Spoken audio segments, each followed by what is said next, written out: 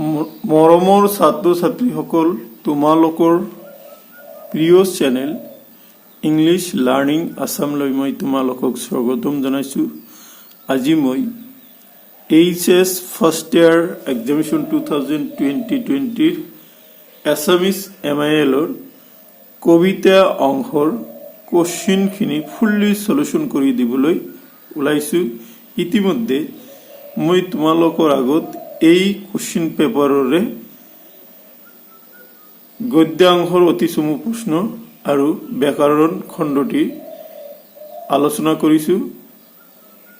যদি কোনোবা ল'ৰা ছোৱালীয়ে সেই দুটা ভিডিঅ' চোৱা নাই তেতিয়াহ'লে এই ভিডিঅ'ৰ ডিছক্ৰিপশ্যনত সেই দুটা ভিডিঅ'ৰ লিংক দিয়া আছে, তোমালোকে তাতে গৈ সেই ভিডিঅ' দুটা প্ৰথমতে চাই ল'ব পাৰা। আৰু এটা কথা তোমালোকক জনাই থৈ দিওঁ যে এই ভিডিঅ'ৰ পিছে পিছে অৰ্থাৎ আজিয়ে তোমালোকৰ কাৰণে আৰু এটা গ্ৰামাৰৰ ওপৰত ভিডিঅ' আপলোড কৰিম, সেইটো গধূলিলৈকে আপলোড কৰিম। গতিকে তোমালোকে সেই ভিডিঅ'টো চাবা বুলি আশা ৰাখিলোঁ। আৰু লগতে তোমালোকক জনাই থৈ দিওঁ যে আজি এই ভিডিঅ'ৰ পিছে পিছে তোমালোকৰ আগত পৰিৱেশৰ ওপৰতো এটি কোশ্চিন পেপাৰ সলিউশ্যনৰ ভিডিঅ' আপলোড কৰিম। এইখিনিতে আৰু এটা কথা তোমালোকক জনাই থৈ দিওঁ যে মই দুখিত, মই যোৱাকালি মোৰ বিশেষ কাম থকাৰ কাৰণে দুটা ভিডিঅ' আপলোড কৰিব নোৱাৰিলোঁ। গতিকে আজি মই ৰাতিপুৱাই তোমালোকৰ আগত সেই ভিডিঅ' দুটা আপলোড কৰিবলৈ যত্ন কৰিছোঁ। অ'কে, ব'লা এতিয়া আমি মূল কোশ্চিন পেপাৰলৈ যাওঁ। এই কবিতা অংশত তোমালোকে গোটেইখিনি প্ৰশ্নৰ উত্তৰ সহ তোমালোকে পাই যাবা। অ'কে, 8 নং প্ৰশ্নটো হ'ল তলৰ যিকোনো তিনিটা প্ৰশ্নৰ উত্তৰ লিখা।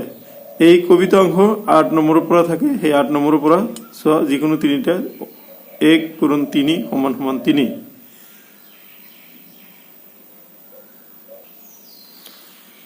ক, মাধৱ কন্দলীয়ে কোন শতিকাত বাল্মীকিৰ সংস্কৃত ৰামায়ণ অসমীয়ালৈ অনুবাদ কৰিছিল?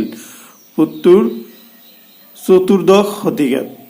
খ, জয় জয় যাদৱ জলনী ধীৰ যা বৰগীতটি কি ৰাগত ৰচিত? আনসাৰ আশবাৰী ৰাগত জয় জয় যাদৱ জলনী ধী যা বৰগীতটি আশবাৰী ৰাগত ৰচিত। গ, ৰতনী যোৱা নাওখনৰ টিংটো কিহেৰে বনোৱা আছিল? ৰতনী যোৱা নাওখনৰ টিংটো কিহেৰে বনোৱা আছিল? সেন্দুৰেৰে। উত্তৰ হ'ব সেন্দুৰেৰে। ঘ নম্বৰ, মৰকত মণিহিত জিলিকা দেৱী গৰাকী কোন আছিল?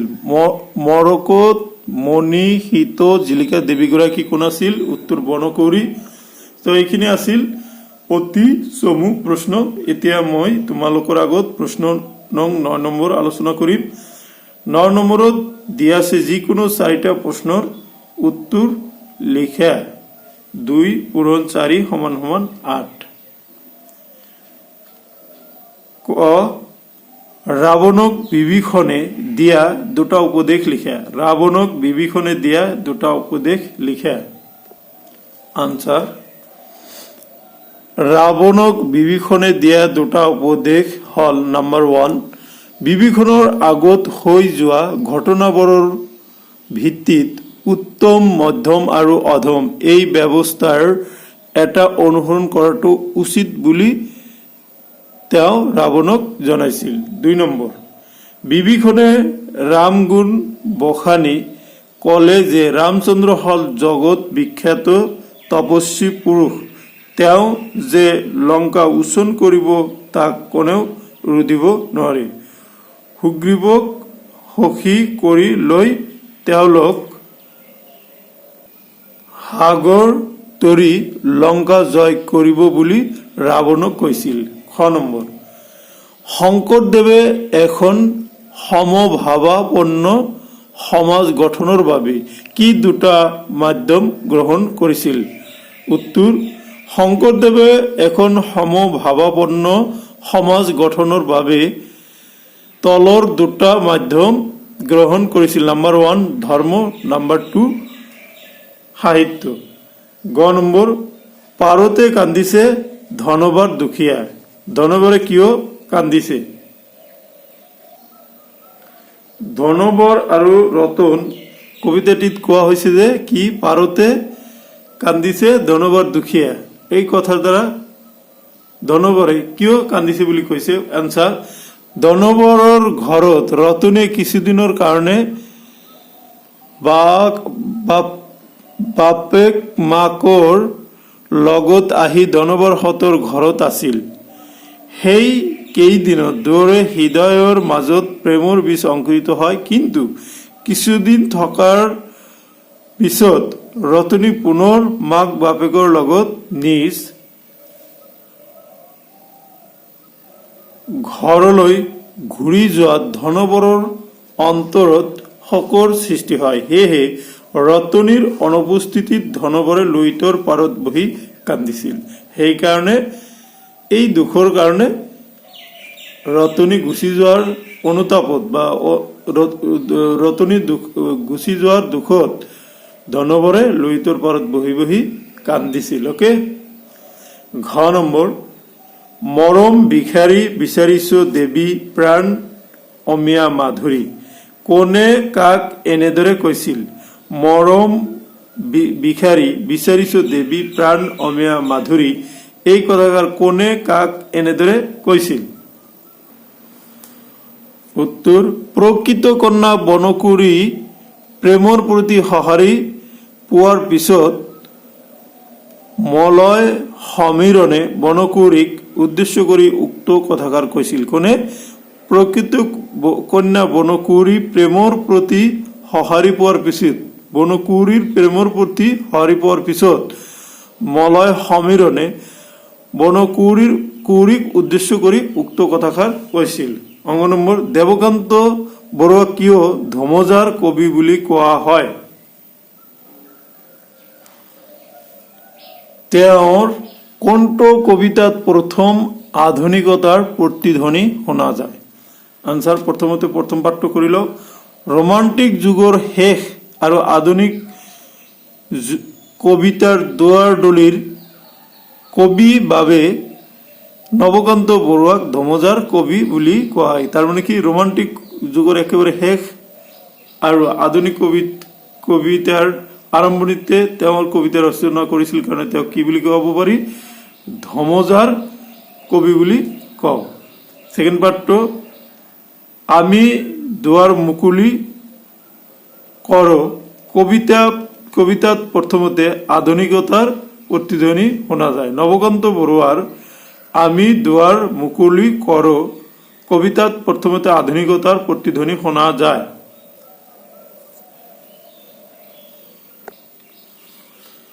প্ৰথম ৰাজপথৰ দুকাষৰ 5 তলা দালানৰ ওপৰত কি শুনা যায় বুলি কবিয়ে কৈছে? আনসাৰ, ৰাজপথৰ দুকাষৰ 5 তলা দালানৰ ওপৰত ৰেডিঅ'ৰ গান, অৰ্গেন, ৰবীন্দ্ৰ সংগীত শুনা যায় বুলি কবিয়ে কৈছে। ৰাজপথৰ দুকাষৰ 5 তলা দালানৰ ওপৰত ৰেডিঅ'ৰ গান, অৰ্গেন, ৰবীন্দ্ৰ সংগীত শুনা যায় বুলি কবিয়ে উল্লেখ কৰিছে। এতিয়া মই প্ৰশ্ন 10 তোমালোকৰ আগত আলোচনা কৰিম। প্ৰশ্ন 10ত আছে, প্ৰসংগ সংগতি দৰ্শাই ব্যাখ্যা কৰা যিকোনো 4 পূৰণ 2 সমান 8। ইয়াতে কোৱা হৈছে প্ৰসংগ যদি তোমালোকে লিখা এইটোত 1 নম্বৰ পাবা, সংগতি লিখিলে আৰু 1 নম্বৰ, আৰু ব্যাখ্যাত পাবা 2 নম্বৰ। এই টোটাল 4 নম্বৰ। দুটা লিখিব, 4টা দিব, দুটা পৰীক্ষাত লিখিব লাগিব। ওকে। এতিয়া প্ৰসংগ অৰ্থ হল যি কবিতা ফাঁকি দিয়া থাকিব সেইখিনি কোন কবিতাৰ পৰা তুলি দিয়া হৈছে আৰু সেই কবিতাৰ কবিগৰাকীৰ নাম, এইখিনি লিখিলে তোমালোকে প্ৰসংগ বুলি ক'ব আৰু সেই তাতে 1 নম্বৰ পাই যাবা। আৰু যিখিনি কবিতা তুলি দিয়া হ'ব সেই কবিতা ফাঁকিৰ দ্বাৰা কি বুজা হৈছে এইখিনি লিখিলে 1 নম্বৰ পাবা, আৰু সেই কথা ফাঁকিৰ বা কবিতা ফাঁকিৰ যদি ব্যাখ্যা কৰা এইখিনিত 2 নম্বৰ পাবা। দেখা মই তোমালোকৰ আগত সলিউশন সহ কৰি দিছো। ক, জগত বন্ধুবিদ মাধৱ মধুৰিপু মধুৰ মূৰতি মোৰ নাচি কেশৱ চৰণ হৰ ৰুহ কিংকৰ শংকৰ অভিলাষী। এইটো তোমালোকক ব্যাখ্যা কৰিব দিছিল। উত্তৰ, উক্ত কবিতা ফাঁকি আমাৰ পাঠ্যপুথি সাহিত্য সৌৰভৰ অন্তৰ্গত শ্ৰীমন্ত শংকৰদেৱে ৰচনা কৰা জয় জয় যাদৱ জলনী ধি যা বৰগীতটিৰ পৰা তুলি দিয়া হৈছে। এইখিনি প্ৰসংগ, এইখিনি লিখিলে 1 নম্বৰ পাবা। তাৰপিছত সংগীতি, শংকৰদেৱে উক্ত বৰগীতটিৰ মাজেৰে ভগৱান শ্ৰীকৃষ্ণৰ পৰম মংগলময় ৰূপ প্ৰকাশ পাইছে বা কৰিছে। জগতৰ জীৱন স্বৰূপ শ্ৰীকৃষ্ণ চিৰন্তন সত্য আৰু সনাতন, তেওঁৱে মংগলময় শিৱৰূপে বিৰাজমান। তেওঁ ৰাক্ষসসকলক বিনাশ কৰি পৃথিৱীত শান্তি প্ৰতিষ্ঠা কৰিছিল। জগতৰ প্ৰাণ শ্ৰীকৃষ্ণই দীন দুখীয়া সকলক দয়া কৰুণা বৰষাই ভক্তসকলক মুক্তি দান কৰে। শ্ৰীকৃষ্ণৰ নাম কোনোবাই যদি স্মৰণ কৰে তেন্তে তেওঁৰ কামনা সিদ্ধি হয়। দীন বা অভাগৰ প্ৰতি তেওঁৰ কৰুণা অপাৰ। এইখিনি আছিল ব্যাখ্যা। আৰু তোমালোকৰ বহুতো কিতাপতে নাই। ব্যাখ্যা কৰাৰ পিছত তোমালোকে কি কৰিবা, শেষত এটা সেই কথা ফাঁকিৰ দ্বাৰা কি বুজিলা, নিজৰ ভাষাত নিজে কি বুজিলা সেইখিনি কথা লাষ্ট পেৰাগ্ৰাফত লিখিব লাগে। সেইখিনি হল, উক্ত কবিতা ফাঁকিৰ দ্বাৰা কবিয়ে দুখীয়াৰ প্ৰতি শ্ৰীকৃষ্ণৰ মহিমাৰ কথা প্ৰকাশ পাইছে। এইখিনি আছিলে এইটোৰ ব্যাখ্যা। খ নম্বৰ, নিজম দুপৰীয়া সুহৰিটি মাৰি মাতিলে ন কোনে কাক বিজন বনত কোন কত আছে হালিছে গছৰ আগ। এইটো ব্যাখ্যা কৰিব দিছিল। এইটোৰ হ'ব ব্যাখ্যাটো হ'ব আনসাৰ, উক্ত কবিতা ফাঁকিৰ জৰিয়তে উক্ত কবিতা ফাঁকি আমাৰ পাঠ্যপুথি সাহিত্য সৌৰভৰ অন্তৰ্গত শ্ৰী চন্দ্ৰকুমাৰ আগৰৱালা দেৱে বিৰচিত বনকুঁৱৰী কবিতাটিৰ পৰা তুলি দিয়া হৈছে। উক্ত কবিতা ফাঁকিৰ জৰিয়তে কবিয়ে প্ৰকৃতিৰ বিনন্দীয়া ৰূপ চিত্ৰিত কৰিবলৈ প্ৰয়াস কৰিছে। এতিয়া ব্যাখ্যা খণ্ডলৈ আহা। গোটেই প্ৰকৃতি ৰাজ্যকে বনকুঁৱৰীয়ে প্ৰেমৰ জৰীৰে যেন বান্ধি ৰাখিছে। বনকুঁৱৰীৰ সুশোভিত গছৰ ডালবোৰ লৰিছে, পাতবোৰৰ বৰ থৰকৈ কঁপিছে, লতাবোৰে গছক সাৱটি চুমা খাইছে, আনকি বৃক্ষে হাঁহিছে, নৈয়ে কথা পাতিছে, মইনাজনীয়ে মুখৰ মাত পাহৰিছে, যখনী কন্যা বনকুঁৱৰীয়ে জানৰ পাৰত কন্যা পোৱালীক পানী খুৱাইছে। বনকুঁৱৰী কবিতাত বতাহ এজন দুৰ্দান্ত প্ৰেমিক। বতাহে কেতেকী ফুলৰ সুবাস বিলাই বনকুঁৱৰীক প্ৰেম নিবেদন কৰিছে। এইখিনি ব্যাখ্যা। আৰু লাষ্টৰ এটা পেৰাগ্ৰাফ তোমালোকে নিজে কি বুজিলা সেইখিনি হল, এনেদৰে প্ৰকৃতিক জীৱন্ত ৰূপত মানৱীয় আবেগ অনুভূতিৰে সজ্জিত কৰাত বনকুঁৱৰী কবিতাত এক বিশেষ সৌন্দৰ্য লাভ কৰিছে। গ নম্বৰ, দেশৰ বাতৰি শুনিবানে বীৰ, নিদো তোমাক ফাঁকি, তোমাৰ অসম নাই আৰু আজি জকাটোহে তাৰ বাকী। উত্তৰ, উক্ত কবিতা ফাঁকি আমাৰ পাঠ্যপুথি সাহিত্য সৌৰভৰ অন্তৰ্গত দেৱকান্ত বৰুৱাদেৱে লিখা লাচিত বৰফুকন নামৰ কবিতাটিৰ পৰা তুলি দিয়া হৈছে। বীৰ লাচিতৰ প্ৰতি শ্ৰদ্ধা আৰু বৰ্তমান অসমীয়াৰ সৰপা স্বভাৱ লৈ গভীৰ দুখ বোধ এই দুই ভাৱ কবিতাটিত প্ৰকাশ পাইছে। তাৰপিছত ব্যাখ্যাটো তোমালোকে অকণমান নিজে নিজে কৰিবা, কিয়নো মই ইমান দীঘল ভিডিঅ' হয় সেইকাৰণে ব্যাখ্যাটো তোমালোকৰ আগত নিদিলো। লাষ্ট ব্যাখ্যালৈ আহা। ঘ নম্বৰ, যি মৃত্যুৱে দহক জীৱন দিয়ে সেই মৃত্যু আত্মাৰ দৰে অবিনশ্বৰ। উত্তৰ, উক্ত কবিতাফাঁকি আমাৰ পাঠ্যপুথি সাহিত্য সৌৰভৰ অন্তৰ্গত শ্ৰী হেম বৰুৱা দেৱে লিখা এখন চিঠি নামৰ কবিতাৰ পৰা তুলি দিয়া হৈছে। সংগতি লৈ আহা। ভাৰতীয় সমাজত আত্মা অবিনশ্বৰ, আত্মাৰ মৃত্যু নাই বুলি বিশ্বাস কৰা হয়। দেশ বা দহৰ হকে মৃত্যুবৰণ কৰা দেশৰ সৈনিক এজনৰ যদি মৃত্যু হয় তেওঁ মানুহৰ মনত অমৰত্ব লাভ কৰে। তেনে প্ৰসংগৰ বৰ্ণনা কৰিবলৈ গৈ কবিয়ে কবিতা ফাঁকি বৰ্ণনা কৰিছে। অকে, আৰু ইয়াৰো ব্যাখ্যাখিনি তোমালোকৰ কিতাপৰ পৰা অকণমান মূল ভাৱৰ পৰা চাই নিজে লিখিবলৈ প্ৰয়াস কৰিবা। এতিয়া 11 নম্বৰ প্ৰশ্নলৈ আহা।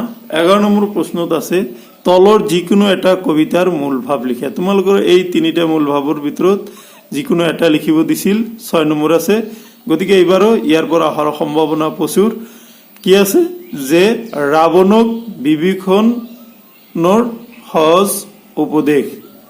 এই কবিতাটো আছিল কি ৰাৱণক বিভীষণৰ সহজ উপদেশ। এইটো মূল ভাৱ তোমালোকে নিজে ঘৰত পঢ়ি ল'বা, যিহেতু নিশ্চয় তোমালোকে পঢ়িছাই। খ ধনবৰ আৰু ৰতনী, গ ৰাজপথ। এই তিনিটা কবিতাৰ পৰা যিকোনো এটা কবিতাৰ মূল ভাৱ তোমালোকে লিখিব লাগে। আৰু তোমালোকে যিহেতু পঢ়িছাই সেইখিনি খালি জাষ্ট পঢ়ি পৰীক্ষাত লিখিবা। মই মূল ভাৱখিনি তোমালোকৰ আগত সলিউশ্যন কৰি নিদিলো। গতিকে মৰমৰ ছাত্ৰ ছাত্ৰীসকল, এইখিনিয়ে আছিলে আজিৰ ভিডিঅ'ৰ বিষয়বস্তু। সৌদশেষত ভিডিঅ'টো চোৱাৰ কাৰণে তোমালোকক ধন্যবাদ জনাইছো।